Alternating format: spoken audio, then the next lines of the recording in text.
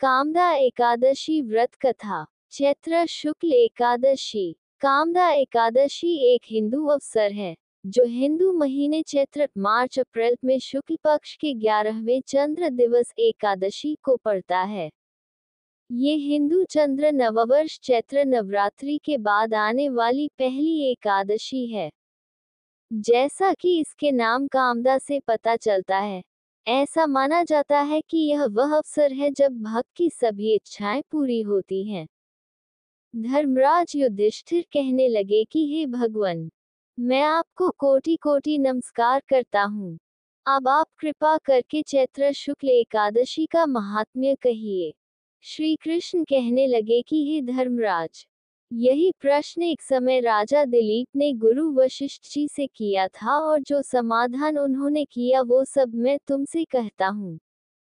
प्राचीन काल में भोगीपुर नामक एक नगर था। वहां पर अनेक ऐश्वर्यों से युक्त पुंडरीक नाम का एक राजा राज्य करता था। भोगीपुर नगर में अनेक अप्सरा, किन्नर तथा गंधर्व वास करते थे। उनमें से एक जगह ललिता और ललित नाम के दो स्त्री पुरुष अत्यंत वैभवशाली घर में निवास करते थे। उन दोनों में अत्यंत स्नेह था, यहाँ तक कि अलग अलग हो जाने पर दोनों व्याकुल हो जाते थे। एक समय पुंडरीक की सभा में अन्य गंधर्वों सहित ललित भी गान कर रहा था। गाते गाते उसको अपनी प्रिय ललिता का ध्यान आ गया और उसका स्वर भंग होने के कारण गाने का स्वरूप बिगड़ गया। ललित के मन के भाव जानकर कारकोट नामक नाग ने पद भंग होने का कारण राजा से कह दिया। तब पुंडरीक ने क्रोधपूर्वक कहा कि तू मेरे सामने गाता हुआ अपनी स्त्री का स्मरण कर रहा है, अतः तू कच्चा मांस और मनुष्यों को खाने वाला राक्षस बनकर अपने किए कर्म का फल भोग। पुंडरीक के श्राप से ललित उसी क्षण महाकाय विशाल राक्षस हो गया। उसका मुख अत्यंत भयंकर, नेत्र सूर्य चंद्रमा की तरह प्रदीप तथा मुख से अग्नि निकलने लगी। उसकी नाक पर्वत की कंदरा के समान विशाल हो गई और गर्दन पर्वत के समान लगने लगी। सिर के बाल पर्वतों पर खड़े वृक्षों के समान लगने लगे तथा भुजाएं अत्यंत लंबी हो गईं। कुल मिलाकर उसका शरीर 8 योजन के विस्तार में हो गया। इस प्रकार राक्षस होकर वह अनेक प्रकार के दुख भोगने लगा। जब उसकी प्रियतमा ललिता को यह वृतांत मालूम हुआ तो उसे अत्यंत खेद हुआ और वह अपने पति के उद्धार का यत्न सोचने लगी। वह राक्षस अनेक प्रकार के घोर दुख सहता हुआ घने वनों में रहने लगा। उसकी स्त्री उसके पीछे पीछे जाती और विलाप करती रहती। एक बार ललिता अपने पति के पीछे घूमती घूमती विंध्याचल पर्वत पर पहुंच गई, जहां पर श्रृंगी ऋषि का आश्रम था। ललिता शीघ्र ही श्रृंगी ऋषि के आश्रम में गई और वहां जाकर विनीत भाव से प्रार्थना करने लगी।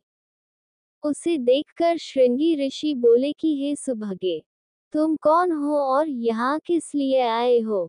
ललिता बोली कि हे मुने, मेरा नाम ललिता है।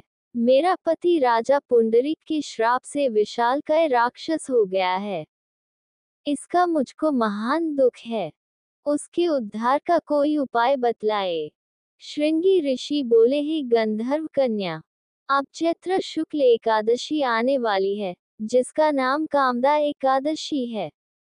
इसका व्रत करने से मनुष्य के सब कार्य सिद्ध होते हैं।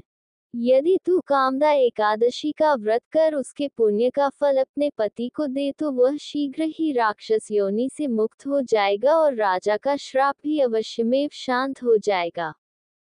मुनि के ऐसे वचन सुनकर ललिता ने चैत्र शुक्ल एकादशी आने पर उसका व्रत किया और द्वादशी को ब्राह्मणों के सामने अपने व्रत का फल अपने पति को देती हुई भगवान से इस प्रकार प्रार्थना करने लगी, हे प्रभु, मैंने जो यह व्रत किया है इसका फल मेरे पतिदेव को प्राप्त हो जाए, जिससे वह राक्षस योनि से मुक्त हो जाए। एकादशी का फल देते ही उसका पति राक्षस योनि से मुक्त होकर अपने पुराने स्वरूप को प्राप्त हुआ। फिर अनेक सुंदर वस्त्राभूषणों से युक्त होकर ललिता के साथ विहार करने लगा। उसके पश्चात वे दोनों विमान में बैठकर स्वर्गलोक को चले गए। वशिष्ठ मुनि कहने लगे कि हे राजन, इस व्रत को विधिपूर्वक करने से समस्त पाप नाश हो जाते हैं तथा राक्षस आदि की योनि भी छूट जाती है। संसार में इसके बराबर कोई और दूसरा व्रत नहीं है। इसकी कथा पढ़ने या सुनने से वाजपेयी यज्ञ का फल प्राप्त होता है।